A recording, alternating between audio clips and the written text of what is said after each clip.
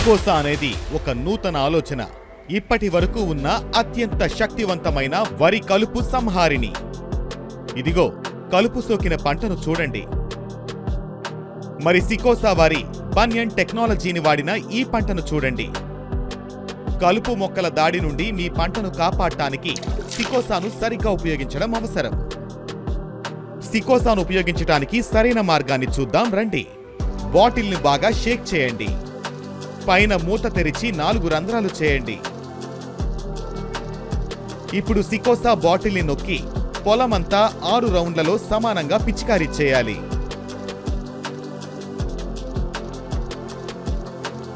ఇది చాలా ముఖ్యమైంది. సికోసాను ఉపయోగించే ముందు వరి పొలంలో 4 నుండి 5 సెంటీమీటర్ల నీరు ఉండేలా చూసుకోండి. ఉత్తమ ఫలితాల కోసం ఎకరానికి సికోసా 500 మిల్లీలీటర్లు పొలంలో సమానంగా పిచికారీ చేయండి.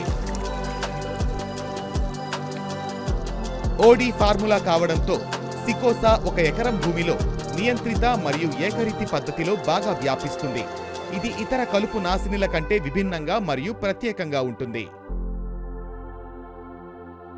సికోసాను ఎరువులు లేదా ఇసుక వంటి ఇతర పదార్థాలతో కలపవలసిన అవసరం లేదు. దాని ఓడి ఫార్ములా కారణంగా ఇది గడ్డి జాతి, ఆకు జాతి మరియు తుంగ జాతి కలుపు మొక్కలపై సమానమైన ప్రభావం చూపిస్తుంది. వరి నాటు వేసిన 3 రోజుల్లోపు సికోసా ఉపయోగించండి. సికోసా వాడని పొలానికి నీరు ప్రవహించకుండా నిరోధించడానికి సికోసా వాడిన పొలం చుట్టూ తగినంత ఎత్తులో బలమైన కట్టను నిర్మించండి. కలుపు ప్రభావం ముగిసిన వెంటనే కలుపు మొక్కలపై మల్టీ డైమెన్షనల్ నియంత్రణ ఉంటుంది. కలుపు మొక్కలపై దీర్ఘకాలిక నియంత్రణ ఉంటుంది. అధిక పిలకలు మరియు మంచి దిగుబడి ఉంటుంది. సరైన ఉపయోగం పంటలను ఆరోగ్యవంతంగా మరియు కలుపు మొక్కలు లేకుండా చేస్తుంది. అలాగే గుర్తుంచుకోండి,